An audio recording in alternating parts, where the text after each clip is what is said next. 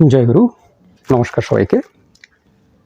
আশা করছি গুরুর কৃপায় সবাই ভালো আছেন, সবাই ভালো থাকেন, সেটাই কাম্য। গুরু যেন সবাইকে ভালো রাখে, সেই সাথে আমার জন্য একটু আশীর্বাদ করবেন। গুরু যেন আমাকে আমার এই দেহ লয় হওয়ার আগ পর্যন্ত এই পঞ্চমহাবতীর দেহকে, এই পঞ্চপ্রাণের দেহকে সুস্থ রাখেন। সেই সাথে আপনারা যারা আমার সাথে আছেন, আপনাদের কাছে আমি চিরকৃতজ্ঞ আমাকে উৎসাহ দেওয়ার জন্য। আর আপনাদের কাছে একটু রিকোয়েস্ট যে চ্যানেলটাকে গ্রো করার জন্য একটু লাইক শেয়ার করবেন। আর যারা আমার নাম্বার চেয়ে থাকেন, নাম্বার ডিসক্রিপশনে দেওয়া আছে, আমি প্রতি ভিডিওতেই বলি, কাইন্ডলি সেখান থেকে একটু উঠিয়ে নেবেন, ডেসক্রিপশন চেক করবেন। তো আজকের যে বিষয় সেটা হলো জন্ম, মৃত্যু এবং জন্মের সময় আমরা কি নিয়ে আসি, জন্মের সময় আমরা কি নিয়ে আসি এবং যখন আমি পৃথিবী থেকে চলে যাই তখন কি নিয়ে চলে যাই। এর যে একটা বিশাল প্রক্রিয়া, সেই প্রক্রিয়া নিয়ে আজকে আলোচনা করব। এটা হলো আজকের বিষয়। যেহেতু আমার সাত্ত্বিক চ্যানেল, আধ্যাত্মিক বিষয়ে আলোচনা বেশি করি, তো আজকে এই বিষয় নিয়ে আলোচনা করব।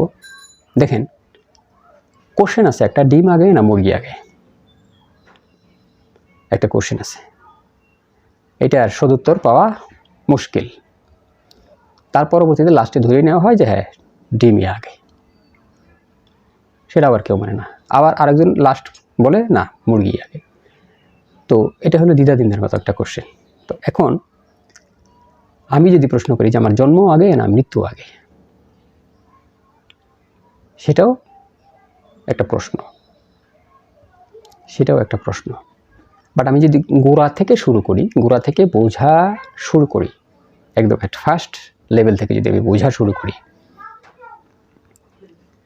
তাহলে সৃষ্টি আগে, মানে আমার জন্মটা আগে, আমার জন্ম আগে। সৃষ্টি যেভাবে হওয়ার কথা, যেভাবে হয়েছে, সেটা তো সৃষ্টিতত্ত্বে যারা জানেন, কিংবা সৃষ্টিতত্ত্ব নিয়ে যদি ভিডিও দেওয়া লাগে তাহলে আমাকে কমেন্টস করবেন। তাহলে সৃষ্টি আগে, তার মানে আমার জন্ম আগে, আমার জন্ম আগে। এখন জন্মাইটা কীভাবে সেটা একটু বুঝি, সেটা একটু বোঝার চেষ্টা করি। তো জন্মের তো একটা প্রসেস আছে নাকি, একটা প্রণালী আছে, একটা প্রণালী অনুযায়ী তো আমি জন্মাই, একটা প্রণালী অনুযায়ী আমি জন্মাই না।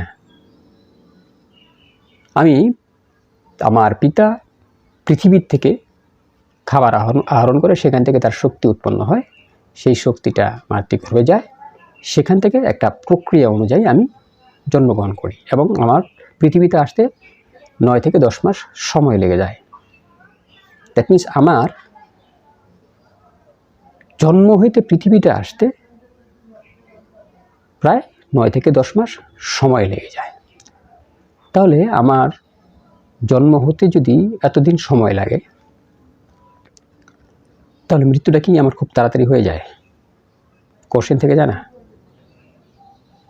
এরকম তো হওয়ার কথা না যে সব জিনিস আমি একদম খুব একটা ঘর বাড়ি আমি খুব দেরিতেই তৈরি করলাম, কিন্তু সেই ঘর বাড়িটা 1 সেকেন্ডে সাইক্লোনে এসে ধূলিসাৎ হয়ে গেল, সাইক্লোনে এসে 1 মিনিটে ধূলিসাৎ হয়ে গেল, ঘর বাড়ি ধূলিসাৎ হয়ে গেছে, ভেঙে গেছে, কিন্তু সেটা কিন্তু পরিপূর্ণ লয় হয় নাই।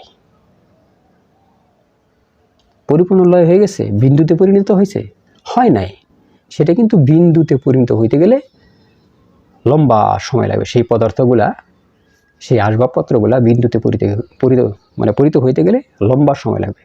হ্যাঁ, আমি যখন মারা যাই, যখন আমার জন্ম হইতে প্রায় 9 থেকে 10 মাস সময় পৃথিবীতে লেগেছে, তার মানে আমি যখন মারা যাই, আমার মারা যাওয়ার সময় একটা লম্বা সময় লাগার কথা, লম্বা সময় লাগার কথা। ঘরের একটা সাইড ভেঙে গেলে, কিংবা যদি চাল ভেঙে যায়, ঘর মানে চাল দিয়ে যদি জল পড়ে অনবরত, তাহলে ঘর শোয়ার অনুপযোগী হয়, মানে সেই ঘরে থাকা যাবে না, সেই ঘরে থাকা যাবে না। এতগুলো একটা বিষয় যে ঘরটা আমার থাকার উপযোগী না, বিধায় আমি এই ঘরে থাকি না, অন্য ঘরে থাকি, কিন্তু ঘর আছে। আবার নতুন ঘর করলে সেই ঘরে আমি ঢুকবো। এখন দেখেন, যখন আমি জন্মগ্রহণ করছি, তখন কিন্তু আমার হাত কিন্তু মুঠ ছিল। পৃথিবীতে যখন আসছি, দেখবেন প্রত্যেকটা বাচ্চার হাত কিন্তু মুঠ করা থাকে, এরকম মুঠি বাঁধা থাকে। 80 তো নিবস্ত্রই, তাই না? বস্ত্র তো কোনো থাকে না। এখন কথা হলো, কোনো একটা ব্যক্তির শুধু হাত যে মুড করা থাকে সেটা নয়। আপনার বাচ্চাকে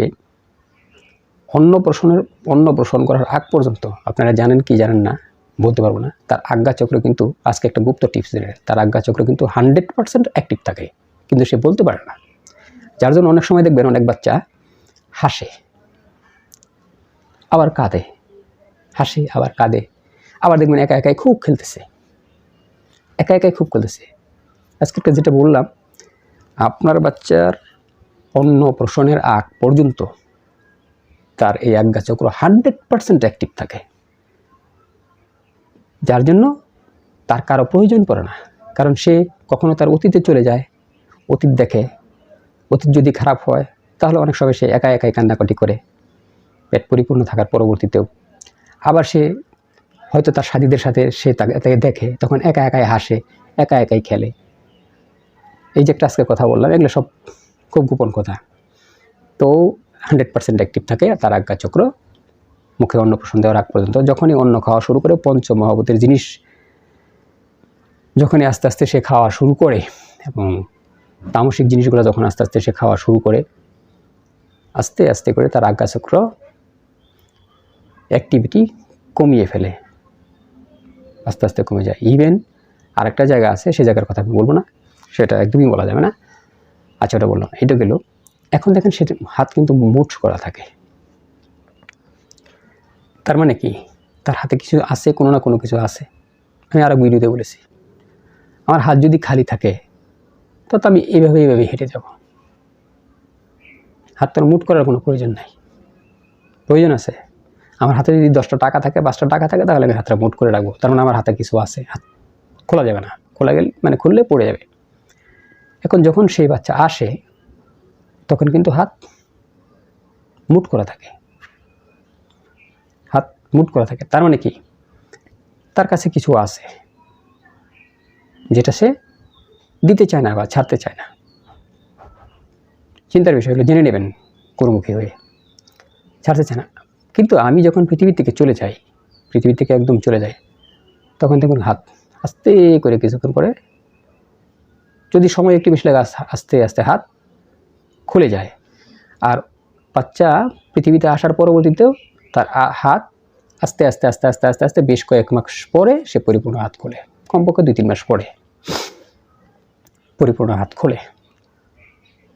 এখানে একটা হিসেব আছে, এখানে একটা বিশাল বিষয় আছে, যেগুলো আপনারা জেনে নেবেন যে হাত কেন বন্ধ থাকে। তার মানে হাত তার সম্পদ আছে, এখন যখন চলে যায় তখন আমার কর্মক্রিয়াকলাপ শেষ, আমার পৃথিবী থেকে বিদায় নিছি, আমি কর্ম শেষ করে আমি বাস চলে গেলাম। কিন্তু এই কর্ম পরবর্তীতে যখন আমি আসি, তখন আবার পূর্ণাঙ্গ রূপে আবার নিয়ে আসি।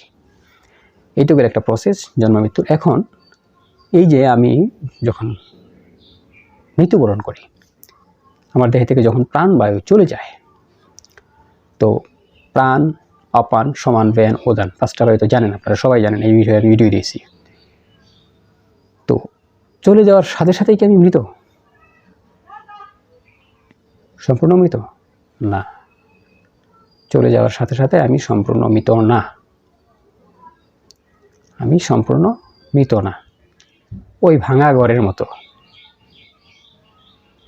এই ঘরটা থাকার অনুপযোগী, থাকা যায় না বিধায় সেই চৈতন্য স্বরূপ, চৈতন্য শক্তি আমার দেহ থেকে চলে গিয়েছে, শক্তিটা সম্পূর্ণ চলে গিয়েছে। বাট তখনও বেশ কিছু প্রাণবায়ুর কার্যকলাপ আস্তে আস্তে পর্যায়ক্রমে চলতে থাকে, এবং বেশ কিছুকাল সময় পরে পরবর্তী সমস্ত প্রাণের যে ক্রিয়াপ্রণালী সেটা কিন্তু বন্ধ হয়ে যায়। মানে প্রাণবায়ুর যে ক্রিয়াপ্রণালী সেটা বেশ কিছুদিন পরে বন্ধ হয়। এটা হলো মানে মৃত্যুর যে প্রসেস। তার মানে আমি আমার যখন এই প্রাণবায়ুগুলা আস্তে আস্তে দেহ থেকে যাওয়া শুরু করে, তখনও বেশ কিছু শক্তি আমার শরীরে অ্যাক্টিভ থাকে, 100% অ্যাক্টিভ থাকে, এবং কিছু শক্তি বাইরে থেকে আমার দেহে প্রবেশও করতে চায়। তার মানে যেরকম আমি জন্মগ্রহণ করেছি, আমার সময় লেগেছে, সেরকম আমি যখন পূর্ণাঙ্গ রূপে মৃত্যুবরণ করতে যাব, তখনও আমার বেশ লম্বা একটা সময় লাগবে। এটা লম্বা একটা সময়ের পরে গিয়ে সমস্ত প্রাণবায়ু তার ক্রিয়াকলাপ বন্ধ করে দেয়। যখন সমস্ত প্রাণবায়ু তার ক্রিয়াকলাপ বন্ধ করে দেয় তখন আপনি সম্পূর্ণরূপে মৃত। তখন শুধু থাকে আপনার পঞ্চমহাভূত। পঞ্চমহাভূত, তখন তার ওই পঞ্চমহাভূতের ভিতরে আর কোনো চৈতন্য শক্তি থাকে না। আস্তে আস্তে সেই দেহ পৃথিবীর সাথে মিশে যায়, পৃথিবীর সাথে মিশে যায়। এটা গেল একটা বিষয়, মৃত্যুর প্রণালী। এখন আমি মৃত্যুর জন্যই পৃথিবীতে এসেছি, বাঁচার জন্য না। মৃত্যুর জন্যই আমি পৃথিবীতে এসেছি, বাঁচার জন্য না, 100% বাঁচার জন্য না। কারণ যখন আমি জন্ম নিয়েছি মৃত্যু আমার অবধারিত, আমি শুধু ওয়েট করতেছি মৃত্যুর জন্য। এটা সম্পূর্ণরূপে আপনার মানতে হবে। আমি শুধু মৃত্যুর জন্য ওয়েট করতেছি যে মৃত্যুটা আমার কখন আসবে। As like waiting for girlfriend, as like waiting for girlfriend, যে কখন আসবে আমি তার জন্য কি সিনেমা হলে বসে আছি, রাস্তায় বসে আছি, ফুচকার দোকানে বসে আছি, কিংবা কদমতলে বসে আছি, আর কিছুই না। এটা একটা প্রক্রিয়াধীন চলমান প্রক্রিয়া, প্রক্রিয়াধীন চলমান প্রক্রিয়া। আমি মারা যাব এটা সুনিশ্চিত, শুধু মারা যাওয়ার জন্য অপেক্ষা করতেছি, আর কিছুই না। এইটা গেল বিষয়। আর পৃথিবীতে কোনো জিনিস সৃষ্টিও হইতেছে না, ধ্বংস হইতেছে না, একটা স্থিতিশীল পরিস্থিতির ভিতরে আছে। সেটা কিভাবে? সেটা বুঝতে গেলে এটা নিত্য অনিত্যর বাইরে। যেমন ব্রহ্মাণ্ডের কোনো জিনিস, নদীর এই কুল ভেঙে গেছে, এই কুল ভেঙে গেছে, তার মানে এই পারে ধ্বংস হয়ে গেছে। এটা আমি আমার কমন সেন্স দিয়ে বুঝতেছি। আস্তে আস্তে ওই কুল পড়ছে, এই কুলের মাটি যে ওই কুলে পড়ছে, ওই কুল সৃষ্টি হয়েছে, ওই কুল সৃষ্টি হয়েছে, এই কুল ভাঙছে, ওই কুল সৃষ্টি হয়েছে। একদম সূক্ষ্ম চৈতন্য চেতন দ্বারা মানে চিন্তা করে দেখেন তো, আসলে কি সৃষ্টি হয়েছে না ধ্বংস হয়েছে? আসলে কি সৃষ্টি হয়েছে না ধ্বংস হয়েছে? এটা না সৃষ্টি হয়েছে না ধ্বংস হয়েছে, কারণ এটা একটা চলমান প্রক্রিয়া। একটা জিনিস এভাবে চলতেই থাকে। আবার ওইখান থেকে তো আবার ওই পার ভেঙে তো আর একটা হবে, ওই পার ভেঙে তো আরেকটা হবে। তাহলে কোথায় কোনটা সৃষ্টি বলবেন, কোথায় কোনটা ধ্বংস বলবেন? কারণ এ তো কোনো শেষ নাই। একটা জিনিস শেষ যদি থাকে, সম্পূর্ণরূপে যদি একটা জিনিস শেষ হয়ে যায়, শেষ বলে যদি কোনো কথা থাকে, তাহলে আপনি ফলাফল নির্ধারণ করতে পারবেন। ওর তো কোনো শেষ নাই, কোথাও কোনোভাবে কোনো ক্রমে শেষ নাই। ইভেন যে আমি আমাদের যে পঞ্চতত্ত্ব, যেটা দ্বারা ব্রহ্মাণ্ড সৃষ্টি হচ্ছে এবং ধ্বংস হচ্ছে, আমরা যেটা যেরকম মনে করি, বাট এটার মৌলিক বিষয় হলো না এটার সৃষ্টি আছে না এটার ধ্বংস আছে। এটা আমার চিন্তা চেতনার জ্ঞানের বাইরের একটা শক্তি, জ্ঞানের বাইরের একটা শুদ্ধ অঙ্ক। এটা আমার মস্তিষ্কে ধরবে না, আমাদের মস্তিষ্কে ধরবে না। স্রষ্টার সিস্টেমটাই এরকম। যখন এই শুদ্ধ চৈতন্য জ্ঞান আপনার হবে, তখন আপনি বুঝতে পারবেন যে আসলে সৃষ্টি হচ্ছে না ধ্বংস হচ্ছে। এই ব্রহ্মাণ্ডের কোনো জিনিস বাড়তেও না, কমতেছেও না, না কমছে না বাড়ছে, সব স্থিতিশীল। শুধু রূপান্তর হচ্ছে, শুধু রূপান্তর হচ্ছে, আর কিছু না, আর কিছুই না। আমি যখন মরে যাব আমিও রূপান্তর হব, গাছ যখন মরে যাবে গাছের রূপান্তর হবে, পশু যখন মরে যাবে পশুর রূপান্তর হবে। অ্যাজ লাইক ধরুন, আমার সাথে পশুর কী পার্থক্য? পার্থক্যটা বোঝায়, কুকুর কুকুরের ভাষা বোঝে না? কুকুর তো অবশ্যই কুকুরের ভাষা বোঝে, ঘোড়ায় ঘোড়ার ভাষা বোঝে, পেঁচায় পেঁচার ভাষা বোঝে। আমি মানুষ, আমার ভাষা বুঝি। আমি মানুষ হয়ে আবার আর মানুষের ভাষা বুঝি না। এখন যদি একটা আফ্রিকার জঙ্গলে মানুষ আমার সাথে কথা বলে, আমি তো তার ভাষা বুঝবো না, মনে হবে সে চেঁচামেচি করতেছে। যেটা আমি বুঝবো না, সেটা আমার কাছে মনে হবে একটা শব্দ, একটা শব্দ।